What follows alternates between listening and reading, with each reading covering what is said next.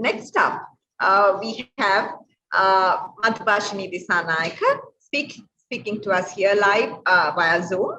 Madhubhashini Disanayaka Ratnayaka is a senior lecturer in the Department of English Language Teaching at the University of Sri Jayawardenepura. Those who are familiar with Madhubhashini's work know that she does a lot of important work in destigmatizing Sri Lankan Englishers, if I may use that term. She is the Gratian Prize winner for her novel, There's Something I Have to Tell You. She's also a translator of Sinhala fiction to English. Madhubhashini, is there something you have to tell us today? You can start now. Okay. Hi. Yes, good to see all of you. Let me talk, Santusha, mainly to the students today. And I'll start by spinning off some things that were said earlier. I'll start by the professor who spoke before me. I think the call is not to say that we should not try to learn what is called the standard English. Yes, you have to. Yes, you need to try and spell correctly. The call of accepting different standards is not to say anything goes. So I will start with the title that Santusha had used for a session, Does the Kadwa Hurt? Because I think it absolutely does. And my talk today is to tell you how maybe to handle that hurt, because to say that it doesn't hurt if you don't know English is to be blind to some social factors. For you medical students, I take the example, to come to a situation where you have to learn difficult content in a difficult language is problem enough. But I think to think that the social snobbery or the social class system doesn't exist in Sri Lanka now, to believe that is also to be rather blind into what's going on. I would say the situation now is probably a little bit worse than it was maybe 20 or 30 years ago, where many who came in didn't know English. So that I actually had another meeting with somebody a few days ago, and the majority were struggling with the language, and they all went through trying to learn English, just like the professor who spoke before said. But now the situation is a little bit different, where the centers in Sri Lanka, like Colombo or Kandy, might have pretty proficient students coming into the medical faculty, maybe from colleges which have a reputation of being absolutely bilingual. And they sit together with these students, and they're at a very young age. And I would be very surprised if they do not feel bad or socially inferior, or kind of a social hierarchy is maintained. It's very possible it's not seen by the lecturers. It can happen. But I do think it exists. And the reason I say it is this. During my time at the head of the ELTU at my campus, Japura, I used to talk to some of these students. They were sent to me just to chat, the people who are really scared. And it does affect young people, because that age is the time where your ego matters a lot. I mean, it matters till we die probably, but you're very, very, very sensitive about how others look at you. It doesn't have to be a comment saying your English is bad. Simply a look is enough. And I think anyone who is familiar with the social circuits of Colombo, someone speaks non-standard English, is just a look. That's enough. They look at each other. I'm sure you have done it yourself. If you all are, listening to me in some senior people are listening to me. It's not open. It's not outright. Nobody is going to say there are different languages. It's okay. If somebody you think is not a native speaker of English tries to say something in English and makes a little mistake in Colombo, I'll be very surprised if nobody's looking at each other and gesturing. So it does exist. I think we have to admit that first. And I think as a community of doctors, your final destination may be to get up there, where you are fluent, where you are proficient, where you don't make spelling mistake. That's a journey that you have to reach. My appeal today is, while you go on that journey, try to understand why this is so, why you are scared, why you're laughed at. Because if you understand the historical reasons of why people behave this way, you might feel less hurt. And that is what I will try to do I think 20 minutes now, I'll try to do here, okay? So I'm talking to the students here, and I'm going to go right back to colonialism, which Professor Mendes and everyone referred to, because English came to us with a very painful experience of being subjugated by another race of people who, to subjugate us, had to do one thing first. Yes, they brought guns. But if you think about it, how did Britain, which is a small island, conquer half the planet? If you count the numbers of Indians, if they all rose up together, how could that small, British island actually do it? They did it, I think, mainly by this. They conquered our head first. They told our heads, like when I say our, I mean the natives, who were called the savages earlier. They told us, we are better than you. You cannot think of fighting us. You cannot rise up because we are superior human beings.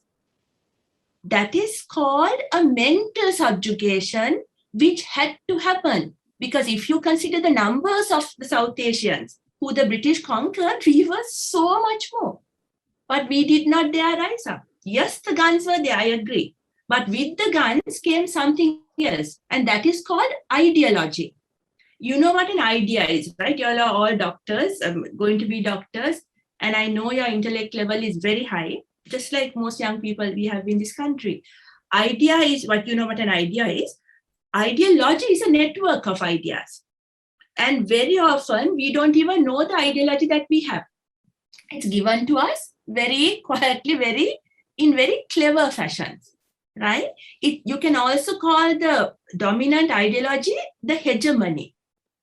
Hegemony is a particular group or a class thinks some values are the most important thing and quietly pass it to others, and not with might. You don't coerce them, but you pass it through a system.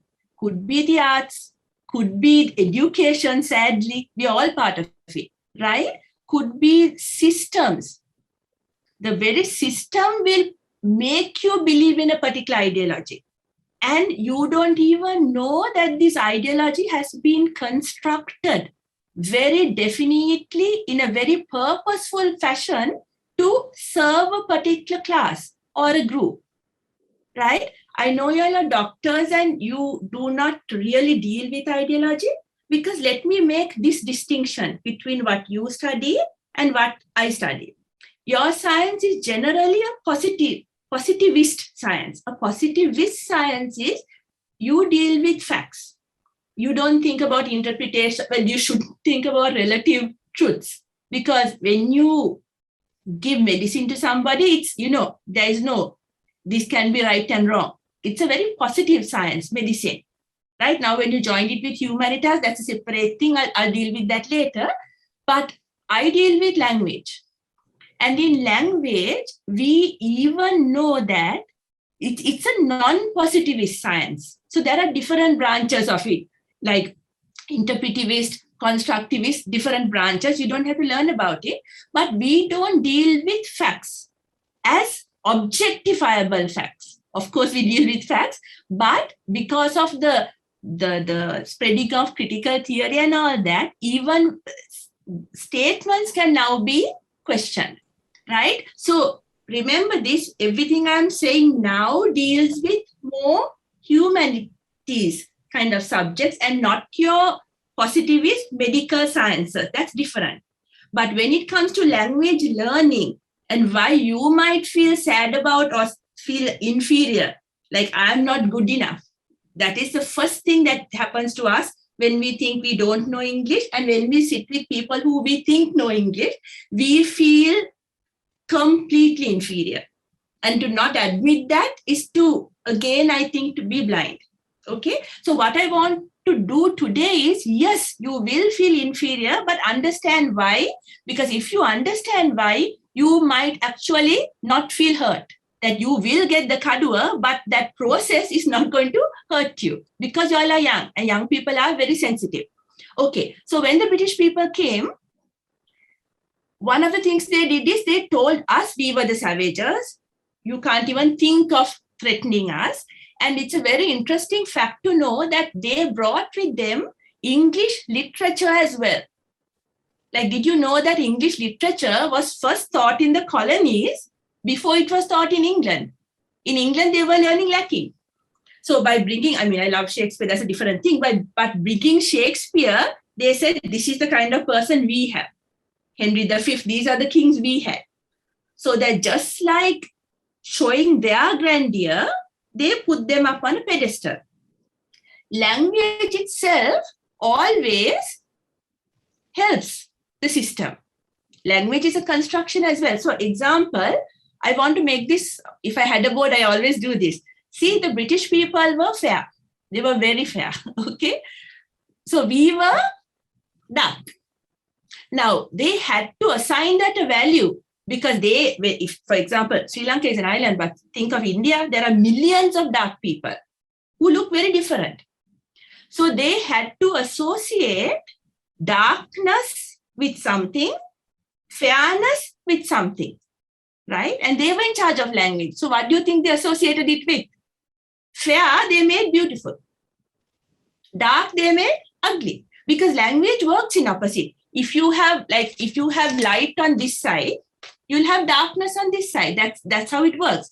So fair, dark, pretty, ugly, right? If I actually draw that line down, you will see how well it functions about how we think of ourselves even now. Yes, the British people have left, they've gone. But the power is still held by the centers through business, through a capitalist system. So one of the people who spoke about hegemony is Antonio Gramsci, and he's a Marxist thinker, right? Who says the whole system is geared to make sure of a capitalist system going on, because the people who were becoming powerful at the time that standard English was becoming standard in England. Remember, it wasn't always standard English. Huh? That was also a fight. So the English that became standardized, thereby the most powerful, was the language used by the middle class that was rising up through industry, through trade. So they made their English the standard English, and the different varieties dropped off. We got that through colonization, and we got it also within the system.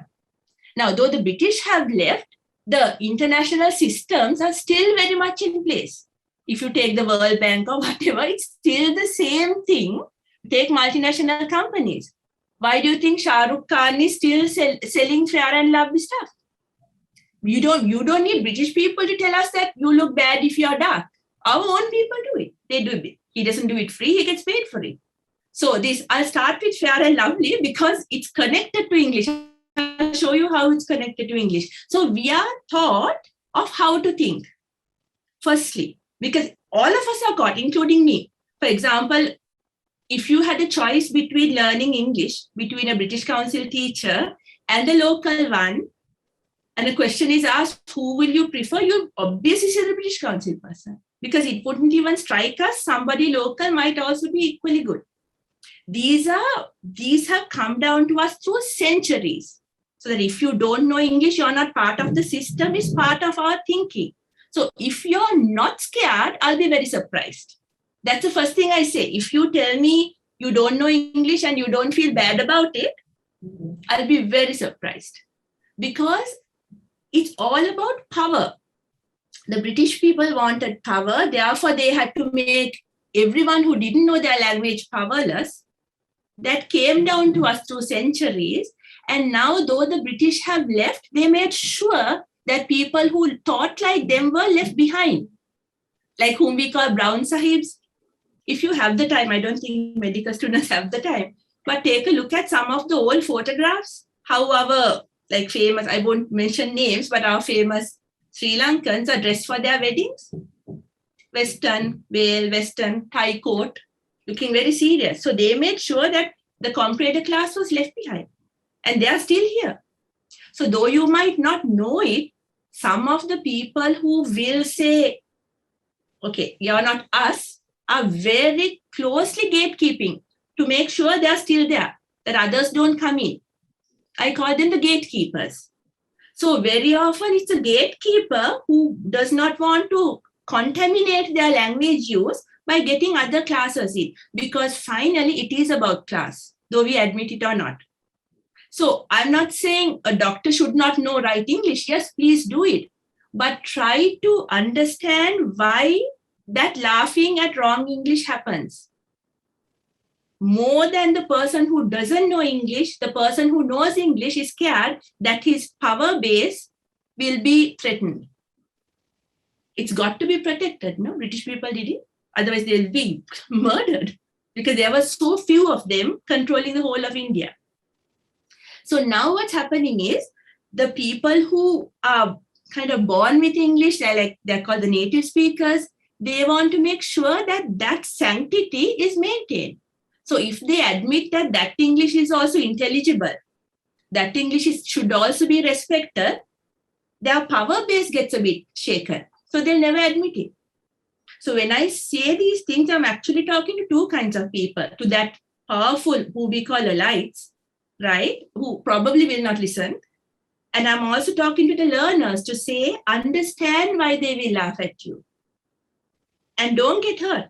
If you wish, get angry, but know why it's happening. That also comes from a sense of inferiority. That's how we got English. So it's not that they are not feeling inferior. They are, but you're a threat because you give a different position. You give a different outlook, a different background, and you're trying to come there. So the groups are always very small. They want to keep it small. There'll be gatekeepers who will say shoo shoo. Doctors are luckier than most, because you always somehow get it, like it or not. But I'm in the arts field and I know some of us don't. We just simply don't. So all I do is make them feel less sad about it, less hurt about it, because that's a historical fact. And once you realize why this has happened, you have such a sense of empowerment, because it has nothing to do with you. You not knowing English, not learning it now has everything to do with you. But you coming there not knowing is a historical incident that happened because of the way education was distributed in this country. So if you came to the medical faculty from a very rural area, don't feel bad. Learn it. You'll probably have to work harder. All I'm saying is, on that journey, try not to feel hurt if others laugh at you. If others laugh at you, and they will, understand where the laughter is coming from. That they also would have been laughed at some point, and that was the way they made sure they were not laughed at. I'm talking about, generations back though, about colonialism. So it's try to understand that. It's better if you don't feel angry, because you can't really like something you're angry about.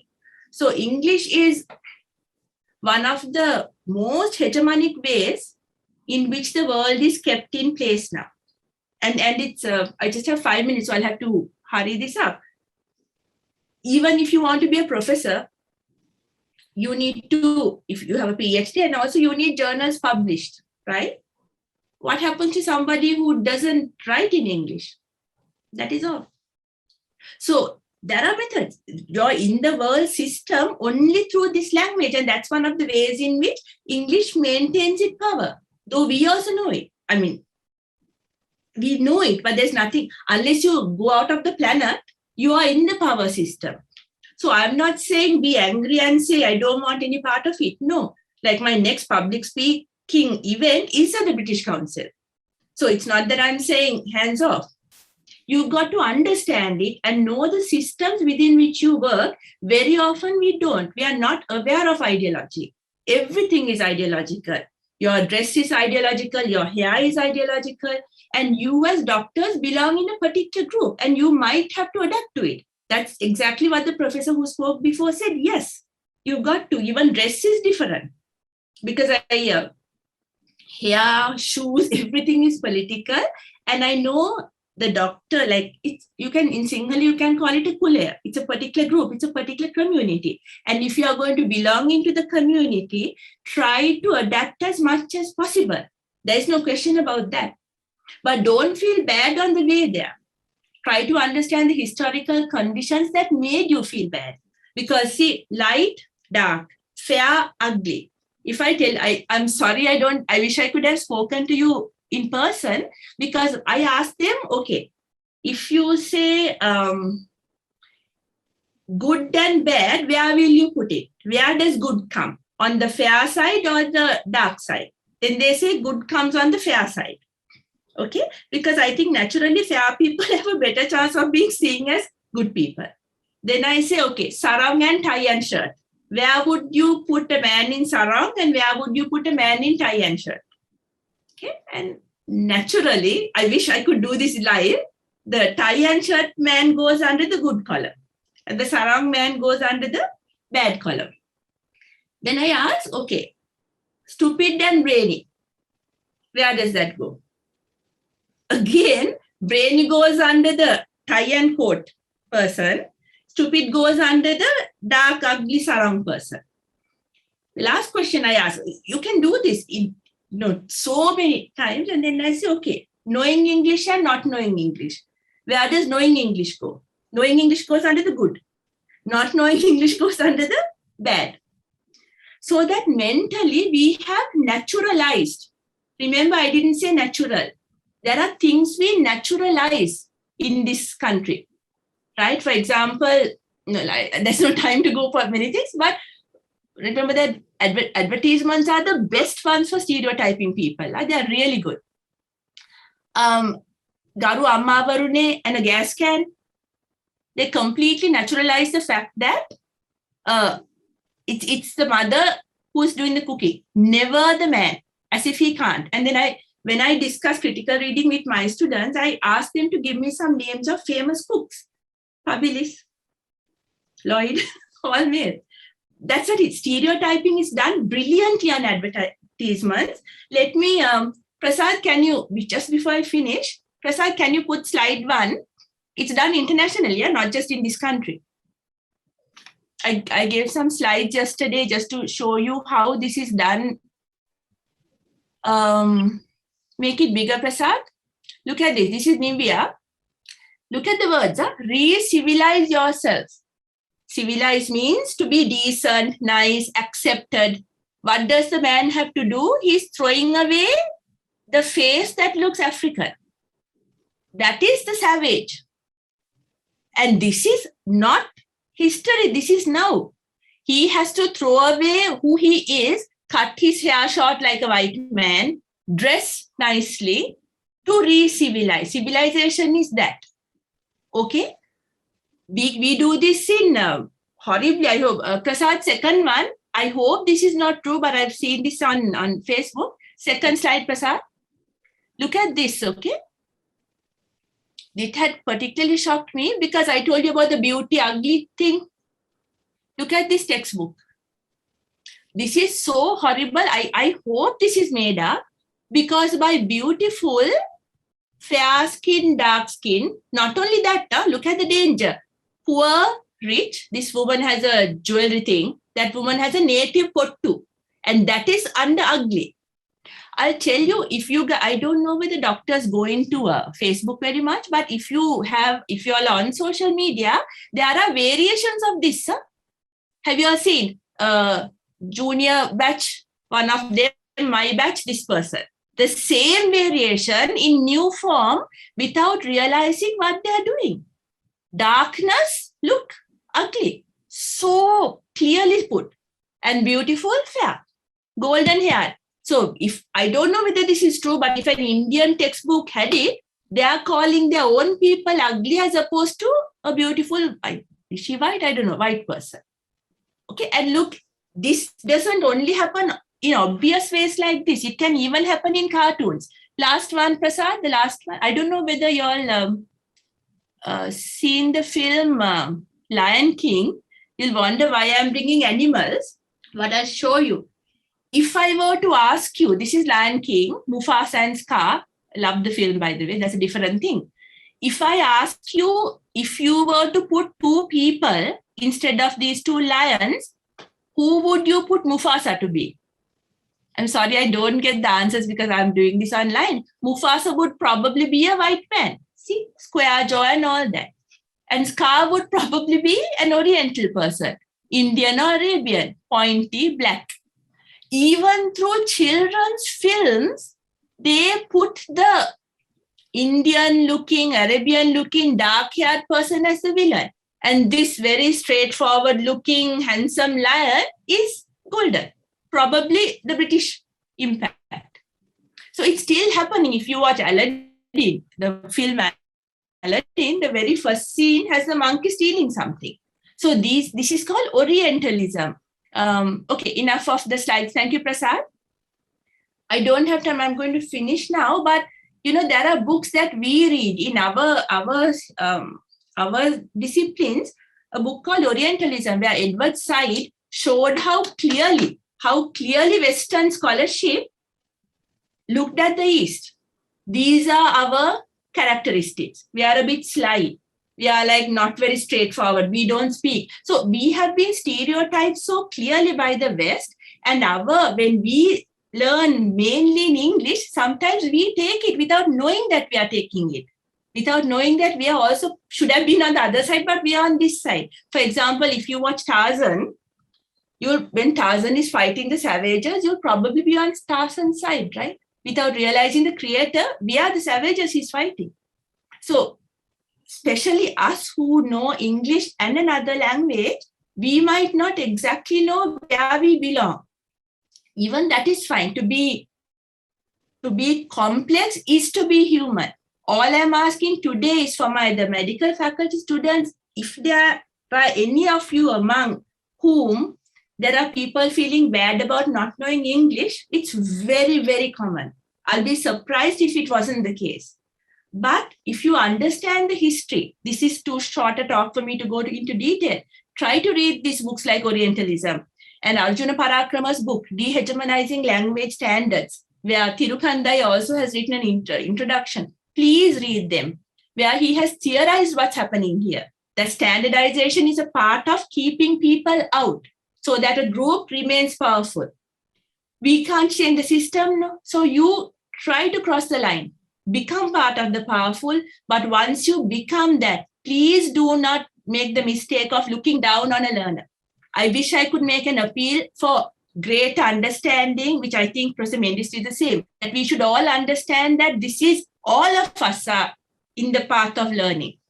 Even British people you wouldn't believe how many mistakes they make.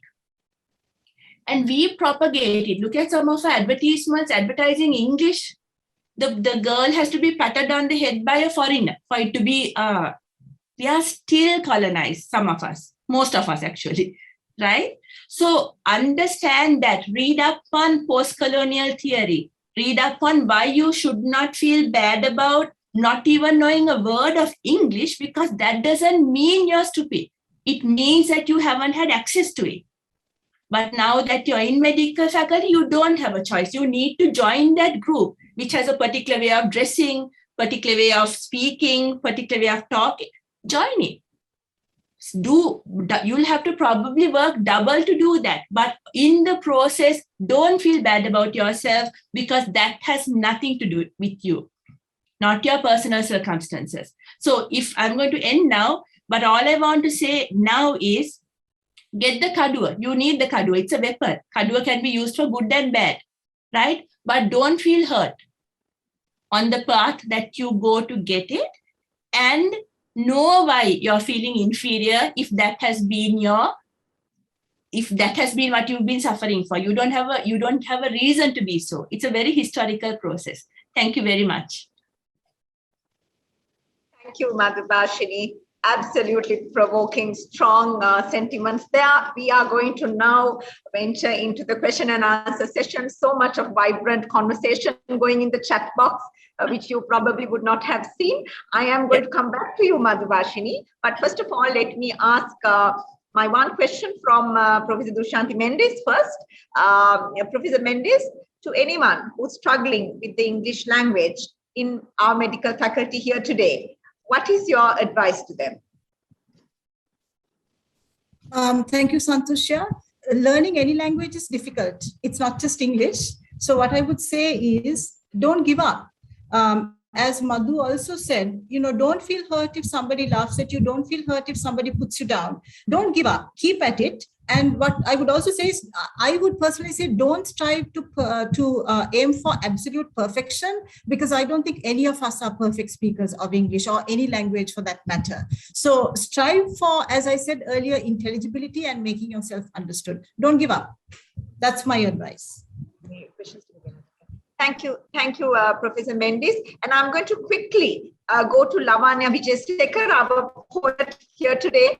Lavanya, when we were discussing this program in preparation towards today, you mentioned something, another phenomenon that you observed when you were a medical student in the Faculty of Medicine here. You called it reverse linguisticism. Would you like to comment?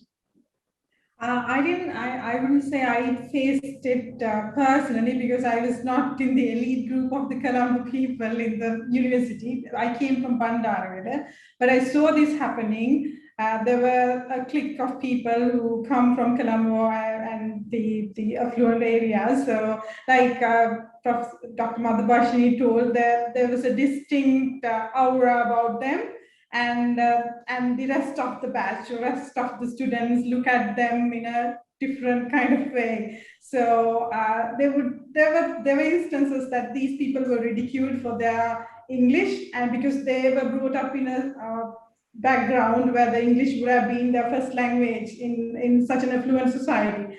So they were slightly subtly ridiculed for that as well. And I've heard a lot of stories from my colleagues that would kind of say the other way about the posh people or the posh groups of the batches. So that's what I meant by the reverse linguisticism.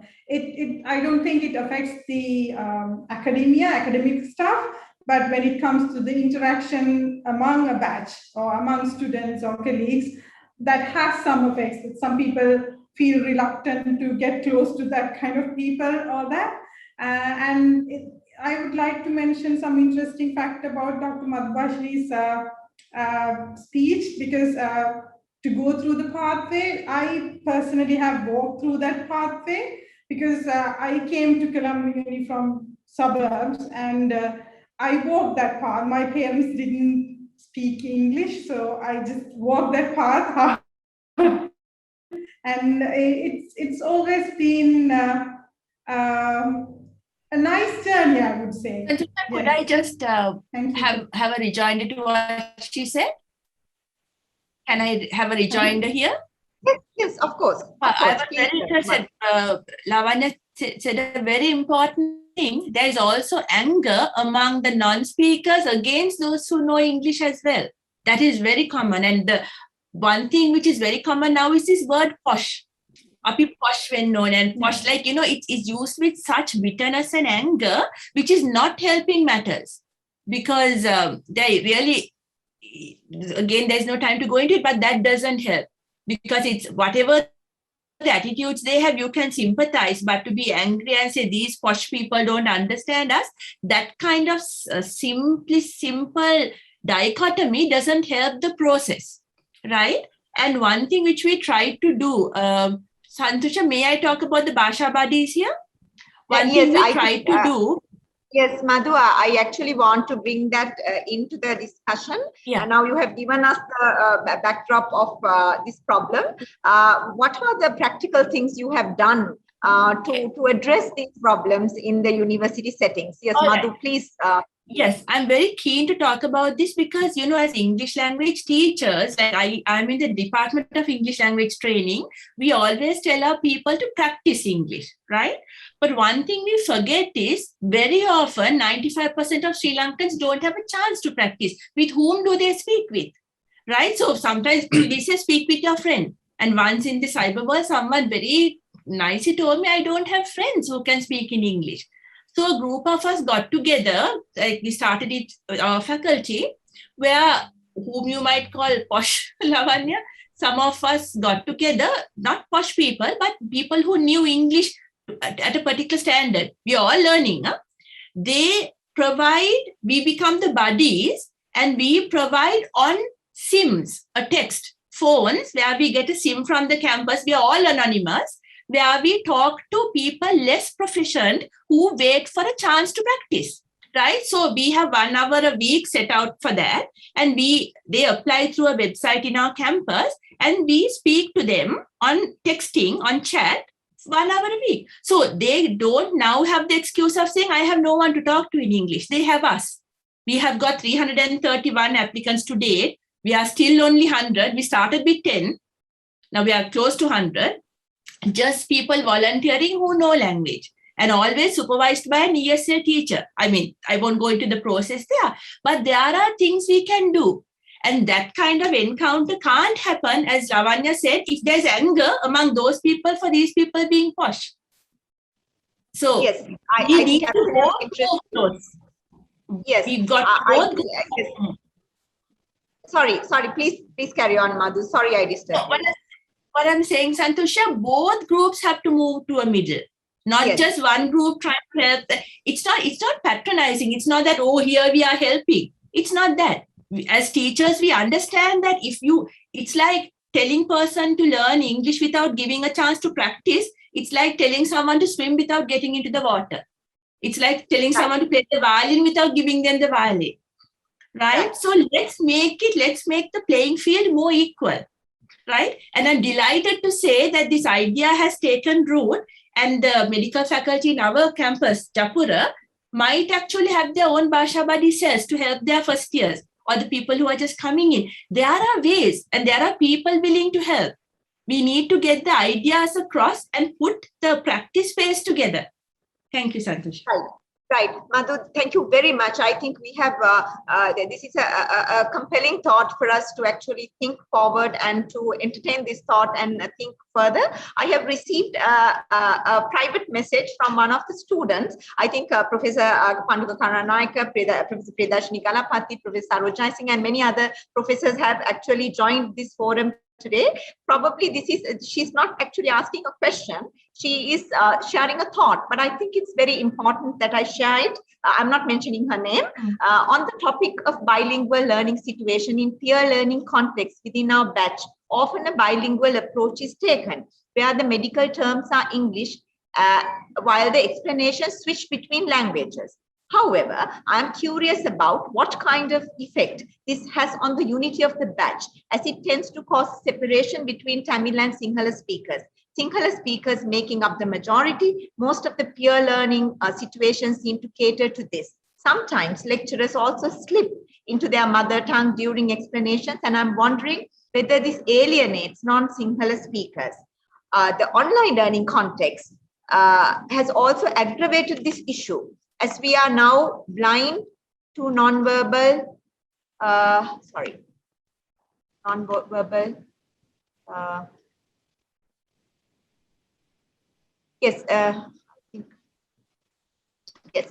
we are blind to non-verbal communication and social cues guide us through these situations.